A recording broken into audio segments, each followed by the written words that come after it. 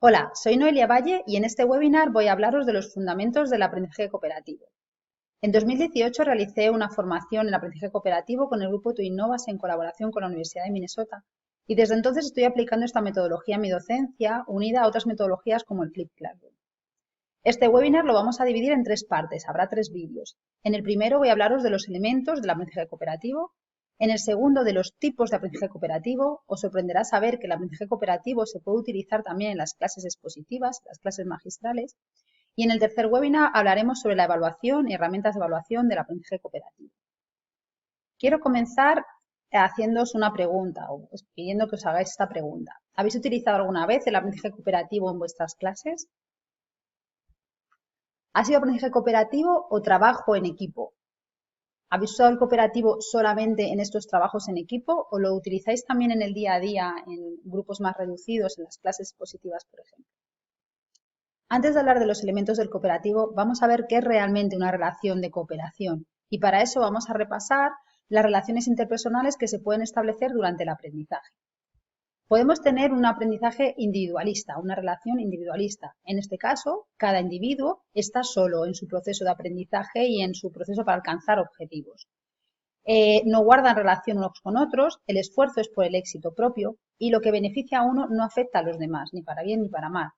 Se celebra el éxito individual, en este caso las recompensas, que serían las calificaciones, son ilimitadas, o sea, cada individuo trabajando en sus propios objetivos de aprendizaje puede siempre conseguir recompensas y la evaluación se va a realizar comparando el desempeño con criterios predeterminados y no comparándolo con otros individuos. El otro tipo de relación interpersonal sería la competición. En este caso, como veis aquí, yo nado, tú te hundes y yo me hundo, tú nadas. Es decir, lo que beneficia a uno perjudica a los demás y a la inversa. Se trabaja solo también, pero en este caso el esfuerzo no es por conseguir un objetivo propio, sino por ser mejor que el resto. Así que ya estamos comparándonos con los demás. Se celebra el éxito propio y el fracaso de los demás. Y en este caso las recompensas son limitadas. Solo hay recompensa para el que gane, para el primero. Se puntúa de acuerdo a una curva o a un rango de mejor a peor. Estamos comparando. Y en este caso, bueno, la competición no es que sea del todo mala. En entornos de aprendizaje muchas veces se utiliza la competición como herramienta motivadora para estimular ese aprendizaje. Pero hay que tener en cuenta que si siempre gana, por ejemplo, los mismos individuos, el resto se va a desmotivar de tal manera que no se esfuerza. El tercer tipo de interdependencia personal, por lo tanto, y en este caso de aprendizaje, es la cooperación. En la cooperación nos hundimos o nadamos juntos. Es decir, los individuos van a trabajar juntos para alcanzar objetivos comunes, es lo importante. Los individuos trabajan juntos para maximizar su propio aprendizaje y el de los demás. En este caso, el esfuerzo es por el éxito de todos y no por el éxito propio. Lo que beneficia a unos no afecta a los demás, igual que en las relaciones individuales. También se celebra el éxito individual, las recompensas también son ilimitadas, o sea, como veis, igual que se establece una relación individualista y se evalúa comparando el desempeño con criterios predeterminados. La diferencia y la ventaja con el individualista es que el esfuerzo es para conseguir el éxito de todo el grupo. Por lo tanto, el objetivo principal del aprendizaje cooperativo es hacer que cada miembro del grupo se convierta en un individuo más fuerte, que todos ganen con esta relación de cooperación. Antes de meternos a los elementos, también quería hablaros de estas curvas de desempeños del equipo, que son curvas aplicadas al trabajo en empresa, pero que es igualmente aplicada a la educación. Cuando creamos grupos de trabajo, puede que los individuos de ese grupo trabajen realmente de una manera individual, que nunca lleguen a ser un equipo. En este caso, para estos miembros, para estos estudiantes, el objetivo sería individual. Van a repartirse el trabajo, incluso lo van a compartir, pero no se han propuesto una meta común. Estos grupos de trabajo, en lugar de convertirse en equipos, podrían convertirse en pseudoequipos. En el pseudoequipo, como veis, el desempeño cae bastante porque la interacción entre los individuos es perjudicial para el desempeño de cada uno de ellos. Por lo tanto, se convierten en un pseudoequipo.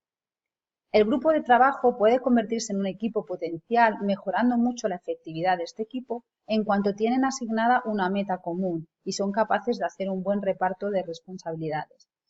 El equipo potencial puede que se quede solo ahí si el profesor, sobre todo, no es capaz de estructurar la tarea de manera que realmente se genere una dependencia entre los miembros del equipo y una complementariedad entre ellos.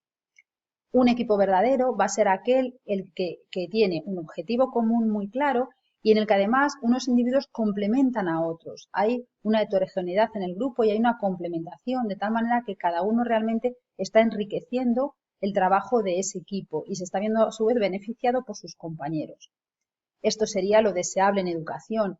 Y algunos equipos, esto ya es difícil, pero algunos equipos sí que pueden convertirse en equipos de alto desempeño, donde ya pues eso, el desempeño y la efectividad es el máximo que podrían conseguir y, por supuesto, mucho mayor que lo que conseguiría cada individuo de manera solitaria.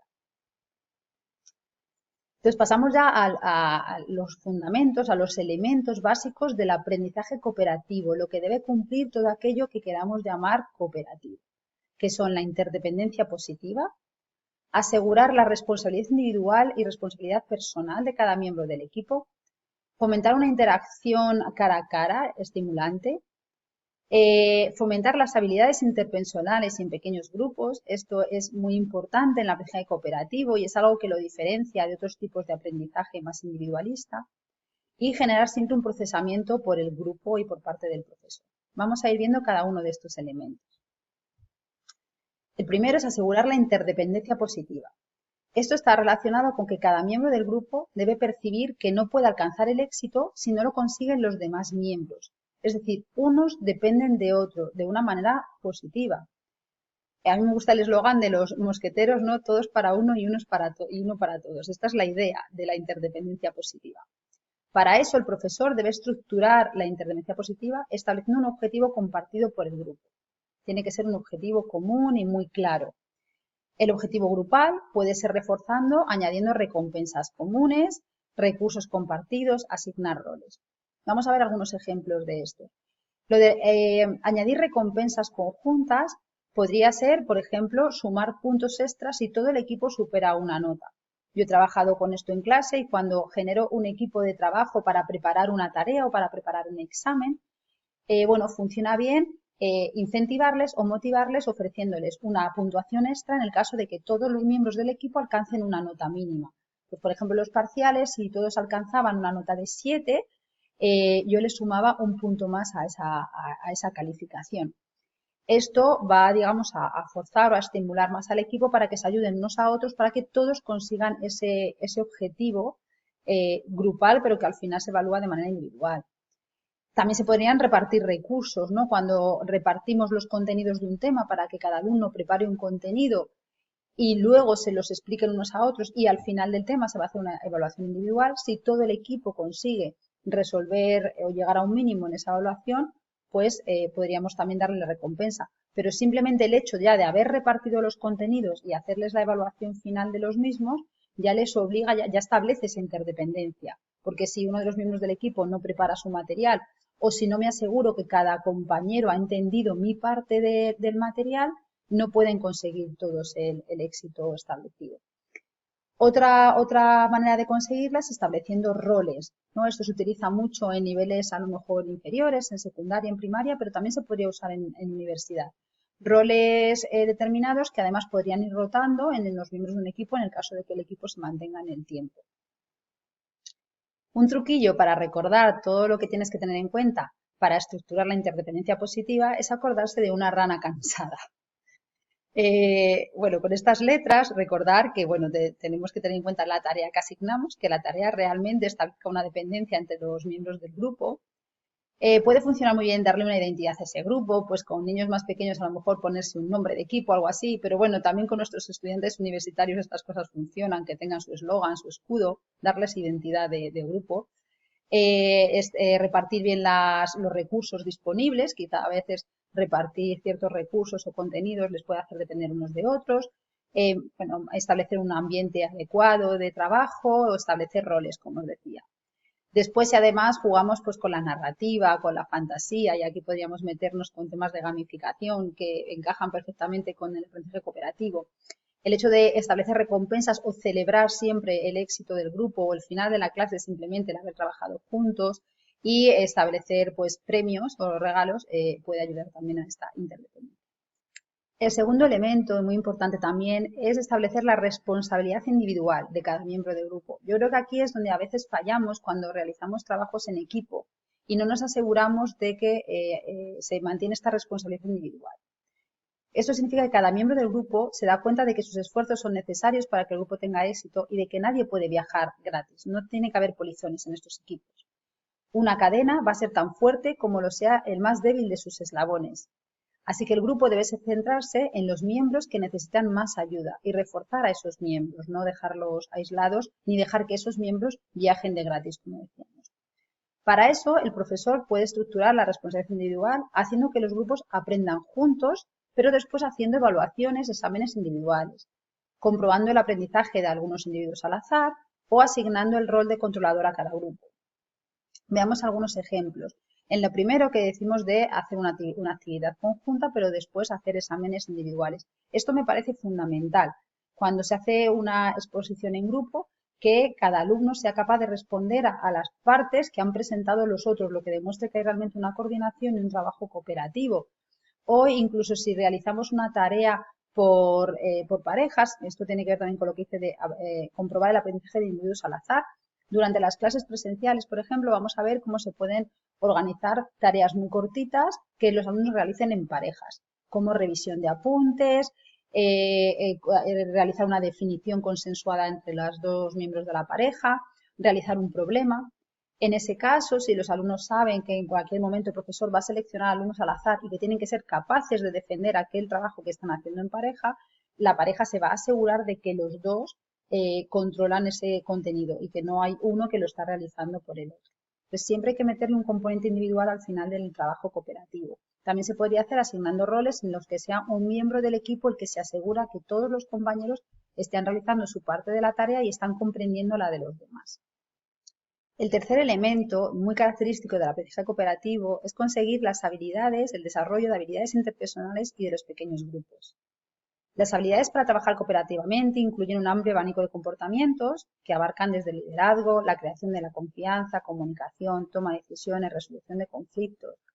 Para mí es una virtud de esta metodología el poder trabajar estas habilidades interpersonales, que es algo que nuestros alumnos van a necesitar para su futuro, ¿no? Fuera de la universidad.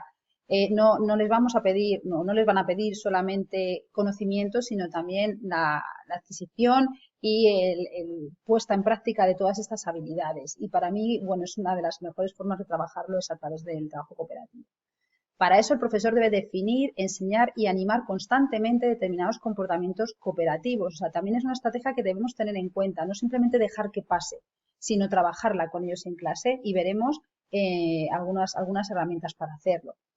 Lo podemos hacer estableciendo, bueno, cuáles son sus expectativas, asignando también roles, gráficos T, que veremos un poco más adelante qué consiste, y dando retroalimentación específica sobre ese punto. Insisto, no solo planificaremos objetivos de aprendizaje, sino también planificaremos objetivos de habilidades interpersonales que consideremos que debemos trabajar con nuestros alumnos.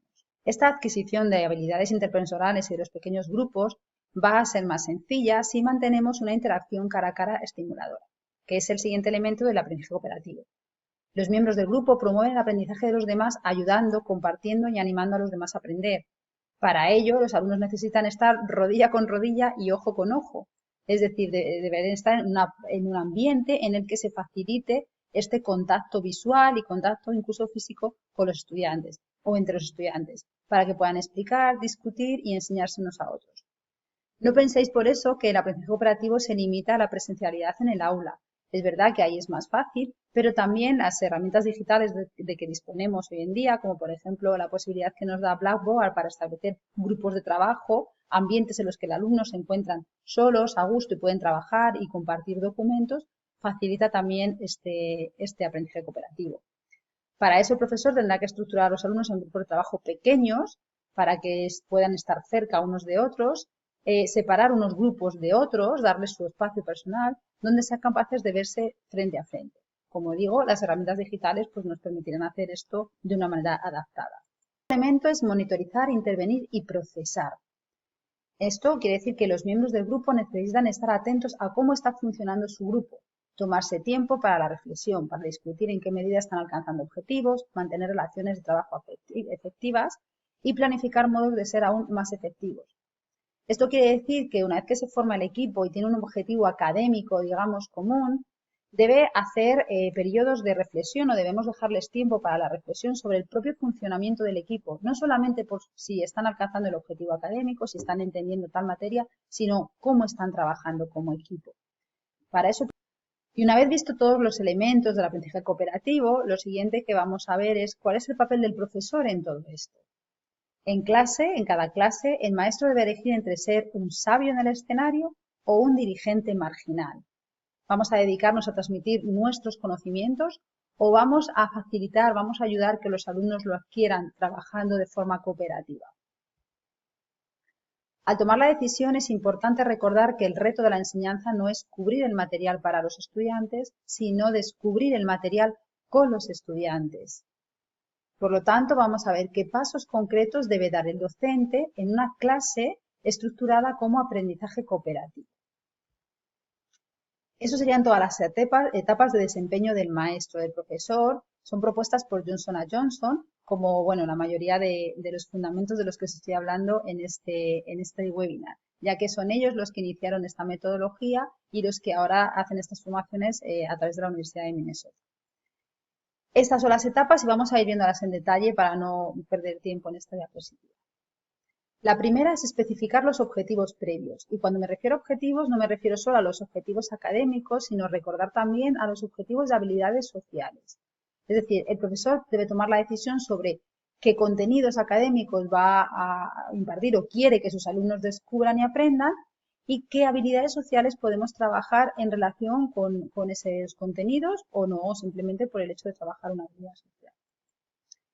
Una vez establecidos los objetivos, lo siguiente es tomar ciertas decisiones sobre cómo se va a desarrollar el trabajo. Por ejemplo, el tamaño del grupo. En cuanto al tamaño del grupo, es recomendable que los grupos sean pequeños. Mi recomendación siempre es un máximo de 4. 3, 4 alumnos es ideal para asegurar tanto la interacción cara a cara fomentadora, ¿no? Porque es más fácil colocarlos en el espacio, como para asegurar esa interdependencia positiva y el trabajo en equipo, la igualdad de responsabilidades de cada uno.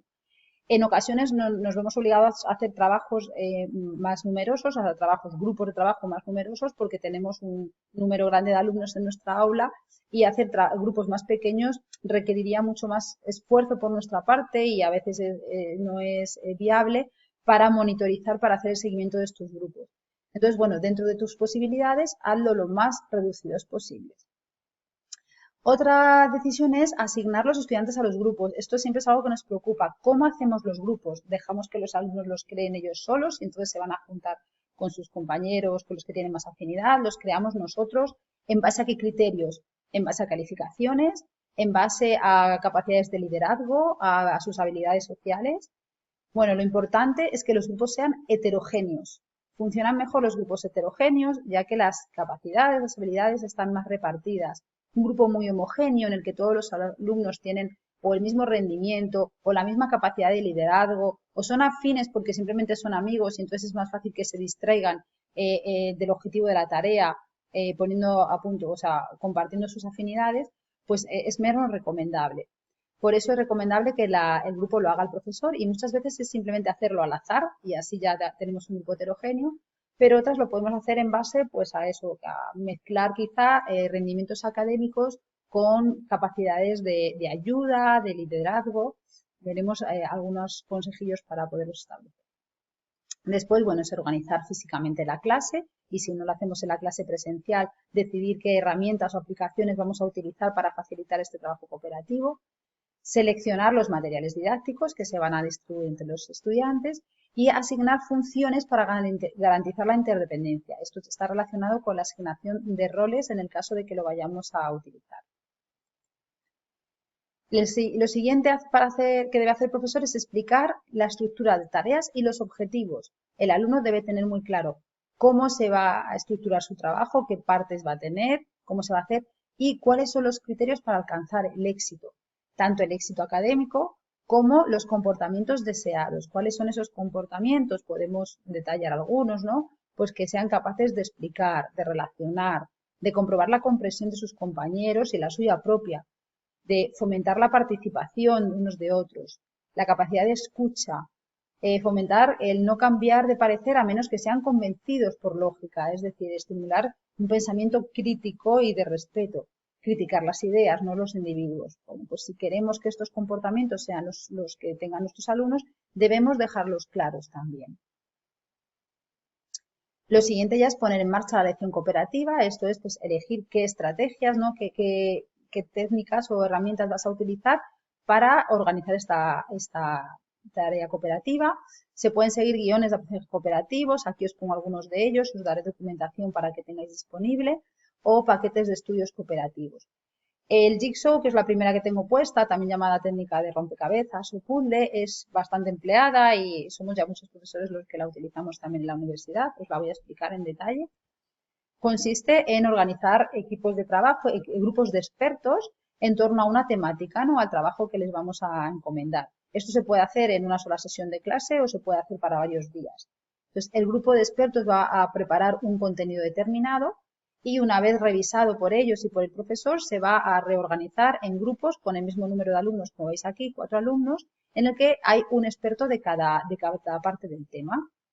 El experto 1 explicará a todo su equipo su temática y así el experto 2, el 3 y el 4, esto se repetirá en todos los grupos y de manera que la información, el tema completo, si lo que has trabajado es un contenido específico en clase, el tema completo será estudiado por todos los compañeros, pero serán ellos mismos los que se han dado las explicaciones. Esto además, bueno, está demostrado y también hay bastante bibliografía que demuestra que la enseñanza, el explicar unos contenidos facilita, favorece bastante el aprendizaje de los mismos. Por lo tanto, pues aquí estamos consiguiendo ese doble efecto.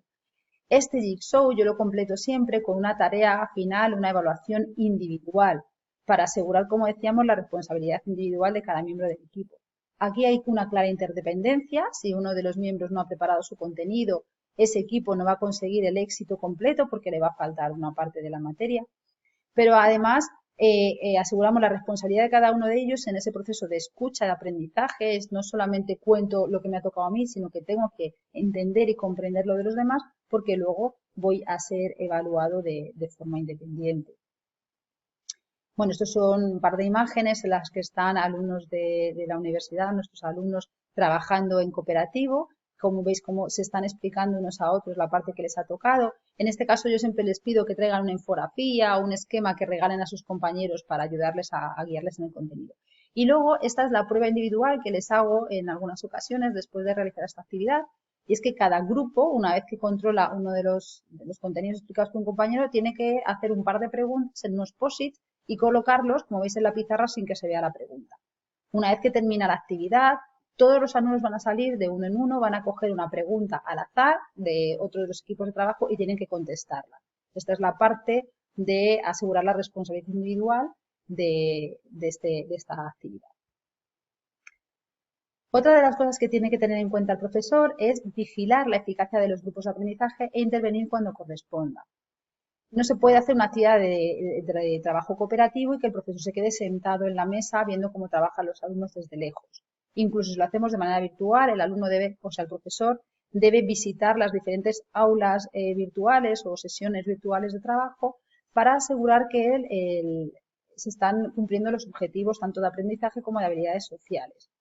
Debemos vigilar el comportamiento de los estudiantes y brindar ayuda cuando proceda, intentando intervenir lo menos posible. Hay que observar, escuchar, repasar, responder, no responderles a las dudas solo con sí y no, sino aprovechar para parafrasearles o para completar una información. Y es muy importante este proceso de escucha por el aula cuando ellos están trabajando, porque nos sirve para detectar errores de conceptos, a veces de compresión. En ese momento no hay ningún problema en parar el funcionamiento de la clase, la dinámica de cooperativo y explicar eso por parte del profesor. O sea, que el profesor tampoco es un agente ahí marginal que dice no hago nada, solo escucho y atiendo al grupo específico. Escucharles sí que nos ayuda mucho a detectar errores que de otra forma no saldrían a la luz. Y lo mismo, y bueno, y luego eso, hacer contestaciones más amplias a sus dudas. Y lo mismo con toda la parte de habilidades sociales, ¿no? Vamos a intervenir lo menos posible, pero vamos a reforzar aquello que hagan muy bien y vamos a intentar enfocar los posibles problemas que surjan en los equipos y hacerles sugerencias para que ellos mismos tomen las decisiones de mejora con respecto a su trabajo de grupo. Además, tendremos que evaluar el aprovechamiento y la interacción del procesamiento. Vamos a suministrar, es importante siempre acabar las lecciones, acabar las tareas de cooperativo con una conclusión de la lección. Una conclusión en la que se haga un resumen final de todos esos contenidos. También es importante una evaluación de la calidad y cantidad de aprendizaje de los estudiantes. Esta evaluación, que puede ser individual y grupal, o las dos cosas. Y por último, permitirles darles un tiempo y un espacio para recapacitar sobre el funcionamiento del grupo. Insisto, esto sería más una evaluación, un repaso del aprendizaje académico, pero hay que dejar siempre también un espacio para que ellos se den feedback sobre lo bueno y lo malo que han detectado en cada uno de los comportamientos de sus compañeros, también como grupo, y que busquen puntos de mejora para la siguiente vez en la que se reúnan. En el siguiente vídeo veremos cuáles son los tipos de aprendizaje cooperativo.